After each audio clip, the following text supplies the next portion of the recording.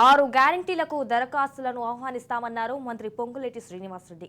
తెలంగాణ ప్రజలకు ప్రజా పరిపాలన అందిస్తామన్నారు. ప్రభుత్వానికి కళ్ళు చెవులు ఐపీఎస్ ఐఏఎస్ అధికారులేనని చెప్పారు. ధరణిలో ఉన్న తప్పులను సరిదిద్దుతామన్న మంత్రి ఈ నెల 28 నుంచి జనవరి 6 వరకు ప్రజాపాలన కొనసాగిస్తామన్నారు. గ్రామ సభలో తీసుకున్న దరఖాస్తులను పరిశీలిస్తామన్నారు. ప్రభుత్వ భూములు కబ్జాలు చేసి వాటిని రెగ్యులైజేషన్ చేసుకున్నారు, కొన్ని ఇంకా చేర్చుకోవడానికి సర్క్యులేషన్ లో ఉన్న ఫైల్స్ కొన్ని ఉన్నాయి.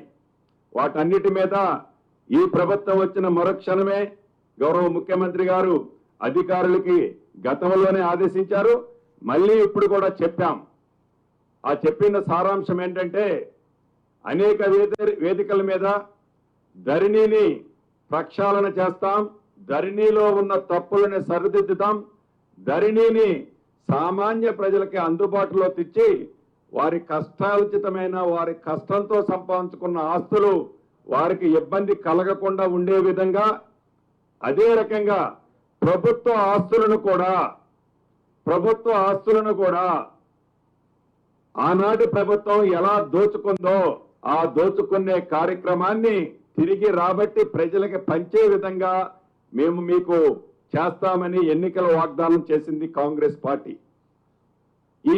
ఈ వాగ్దానానికి కౌంటర్ గా ఆనాడు అధికారంలో ఉన్న ప్రభుత్వం, ఆనాటి ముఖ్యమంత్రి కాంగ్రెస్ వాళ్ళట ఈ ధరణిని తీసుకెళ్లి బంగాళాఖాతంలో వేస్తారట. మరి మీరు కాంగ్రెస్ పార్టీని ఎత్తుకెళ్లి బంగాళాఖాతంలో వేస్తారు కదా అని ప్రజల్ని రెచ్చగొట్టే విధంగా ఆనాటి ముఖ్యమంత్రి అనేక సభల్లో మాట్లాడారు. కానీ ప్రజలు కాంగ్రెస్ పార్టీని బంగాళాఖాతంలో వేయలే.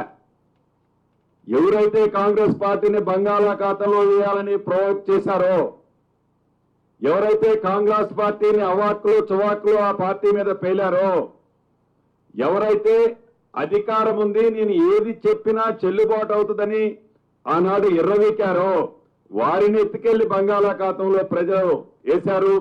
కాంగ్రెస్ పార్టీని ఇందిరమ్మ రాజ్యం రావాలని కాంగ్రెస్ పార్టీని ప్రజలు